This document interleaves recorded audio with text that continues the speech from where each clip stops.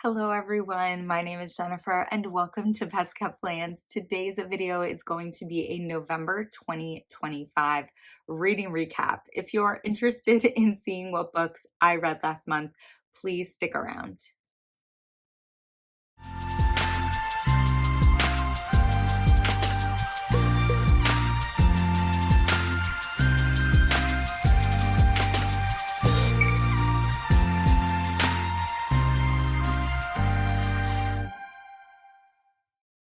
As I said in my introduction, today's video is going to be a reading recap for November 2025. I decided that for the month of November, I was only going to read books that I had physical ARCs, review copies, digital ARCs, or ALCs for. I did read a total of 10 books. I actually had 3 DNFs throughout the month. I read or attempted to read 10 books that were physical books on my TBR.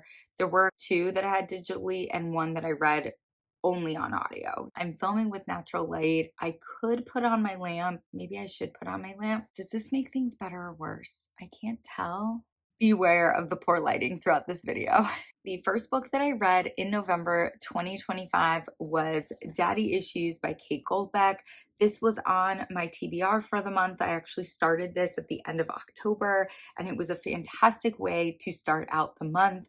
I absolutely loved this book. I really enjoy Kate Goldbeck's writing.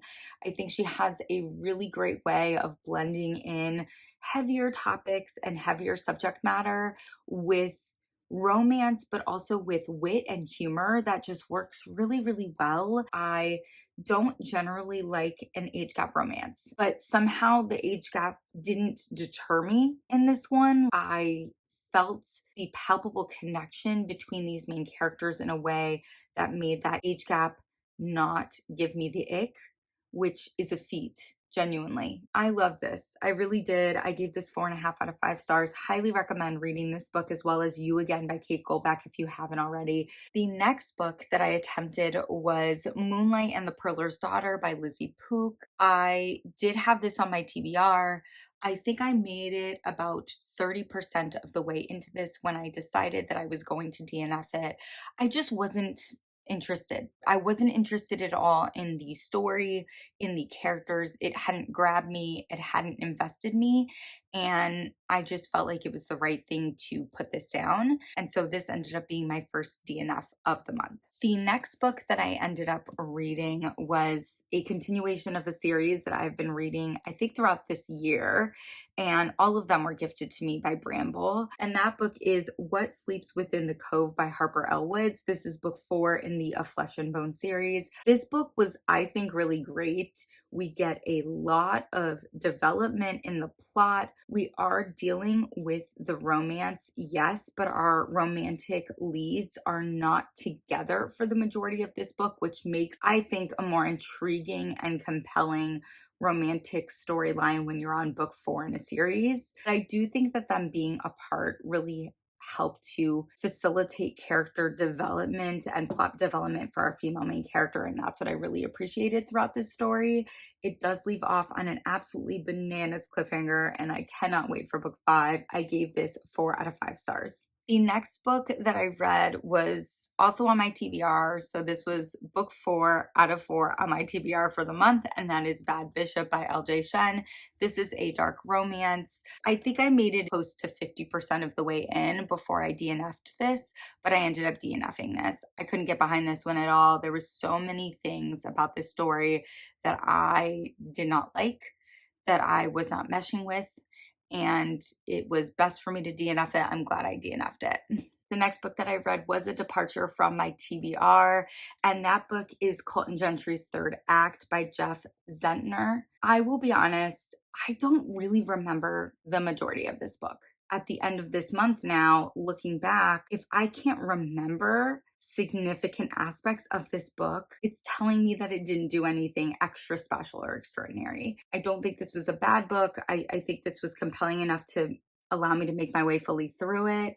It just was very middle of the road, and 3.5 out of 5 stars seems about right honestly, maybe even a 3-star. The next book that I read in November was on my TBR, and this book is actually the first book I ever received from a publisher, and that is Darling Girl by Liz Michalski. This book takes place in the world of Peter Pan, and I was very intrigued by that. This book is a bit off-putting in what it does with Peter Pan as a character. I do think the author meant for this book to feel dark and gritty. I do think it meant to make the author feel very unsettled and a bit uncomfortable with Peter Pan as a character. And so from that perspective, it definitely accomplished what it set out to do. I did find aspects of this book intriguing. I found other aspects of this book to just be kind of meh. And so I ended up settling on a 3.5 out of 5 star. The next book that I read is one that I don't have physically. I read this digitally on my Kindle as well as listened to the audiobook, and that is Metal Slinger by Rachel Schneider. I loved this. This was so much fun. I devoured this book. We have a really, I think, fun storyline coming about in this. We have someone who does not have any recollection of their history, of where they came from. They're living in this community where there's clearly a class system at play, where there's power dynamics at play. We end up on an adventure with a stranger who's revealing things to us about the history of the world that we're living in, but also personal history. And I found everything about it really exciting. And then in the last little bit of this book, we get a major twist, which is definitely going to be a huge part of the next book in this series, which I believe is coming out in 2026. I am so invested. I cannot wait for book 2. I gave this 4.5 out of 5 stars. Highly recommend. The next book that I picked up is one that I wish I would have DNF'd. That book is Nightshade by Autumn Woods. All I can say is that this is not what I wanted it to be. I wasn't invested in the characters. I wasn't invested in the romance. This is the first book in a series. I won't be continuing on. I gave this 2 out of 5 stars. After reading Nightshade, I really wanted something that was fantasy. I was craving more fantasy, and so I ended up picking up the last book that was on my TBR that I hadn't got to yet, and that is The Courting of Bristol Keats by Mary E. Pearson. This is part of what I believe is just a duology. Book 2 has come out. I did already pick it up. My hope is to get to it quickly. We have someone who is very unfamiliar with her ancestral past.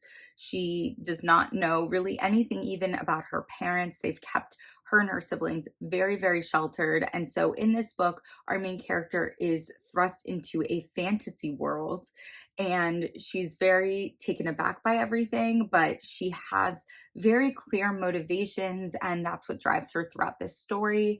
We do get a romance, and we have some ulterior motives on the part of our male main character and the secondary characters that are around our female main character. We have this book ending off on a bit of an odd note, which is what made me rate it 4 instead of 4.5 out of 5 stars. When I was looking back at it or thinking about the ending after finishing this book, I'm wondering if the ending of this book is trying to mislead the reader. I'll obviously find that out when I read book 2, but I'm very intrigued to see what book 2 has in store, and I gave it 4 out of 5 stars. Our next book is another one that I don't have a physical copy of, and that is Alchemy of Secrets by Stephanie Garber. I read this digitally as well as listened to the audiobook, and I had such a great time with this. I read this book in less than 24 hours.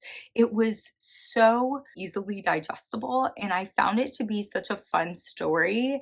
It's definitely the kind of book where you do have to pay attention to the details, because we just have this very large scavenger hunt mystery that's going on throughout. Our main character is revealing pieces to a big puzzle, and I found it very exciting. I liked the way the mystery was unraveling itself. This story does not lean into romance, and I think that was a really good call on Garber's part. It has a definitive ending, but there is enough ambiguity in that ending, and there are other characters that don't have a settled ending that I think could make for an intriguing or interesting book too if Garber decided to make this into a series. But I loved this as a standalone and I ended up giving it 4.5 out of 5 stars. The next book that I read, I was incredibly excited about. This book comes out in December 2025, and that is Nocticadia by Keri Lake. I wanted this to be what I thought Nightshade was going to be, and I will say it was what I wanted Nightshade to be. This is a dark academia romance. I wouldn't say it's fantastical. It's more sci-fi romance, which I think is a really fun mix. I loved the sci-fi elements to this story. I thought that was really, really great. I think that the academic environment was eerie and creepy, and I think that that was really compelling and added a lot to the story overall. This, for me, struggled when it came to the romance, but not because I don't think it was written well or that the development of the romance wasn't done well. It's more due to my own personal romance preferences. I don't like age gap, and I talked earlier about how daddy issues made me forget about the age gap. This did not make me forget about the age gap. It's also professor student, and I don't like that. I don't like the power dynamics that inherently come with that. But I think there are plenty of people out there who like age gap, who like the dynamics of professor student, and so they would probably love this. I will say that nothing physical happens between these two characters before the 50% mark in the book, and I think that's a great call. I think that if you're going to have these romance tropes, you need to have it be a slow burn so that there can be development of the relationship between the two main characters before it gets physical. And from that perspective, Lake succeeded. I ended up giving this 3.5 out of 5 stars.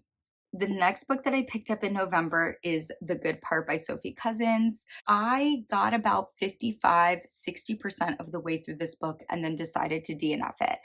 It's not because the writing wasn't good. It's more because I was not invested at all in the story. And it is an interesting story. We have a woman in her mid-20s that's kind of struggling with where she's at in life. And she's wishing she could just skip to when she kind of has it all, when she's married and she has the career and she's got the kids. And that ends up happening. And then she's kind of dealing with the fallout of that. And I didn't care enough to know how it turned out. And that's what made me DNF it. I do think a lot of people probably would really like this. It just wasn't the book for me at this time. And then the last book that I read in the month of November, I listened to completely on audio via the Penguin Random House audio app. So thank you so much to them for the free audiobook. And that is A Witch's Guide to Magical Innkeeping by Sangu Mandanna. I've been very much looking forward to reading this. I don't know why I hadn't picked it up already, but I'm so glad that I did, because after having a DNF with The Good Part, I was desperate for something that really worked for me, that I was emotionally invested in, and this book did it. I loved this book. I loved it from start to finish. I loved our characters, our main characters, but also our side characters. I loved the third person narration that we get. I loved the setting in this magical inn. I love the way that this author handles some really interesting, intense topics and subject matter. And I thought the romance was dealt with very beautifully. I thought the arc of our main character was really great. And this just felt so magical. And I was just so invested. And I ended up giving this 5 out of 5 stars. This was a 5-star read, which was very exciting because I haven't had a 5-star read in a little while. Highly recommend reading it if you haven't already. If you're looking for a cozy fantasy romance, this is it. It doesn't get better than this. It's so good.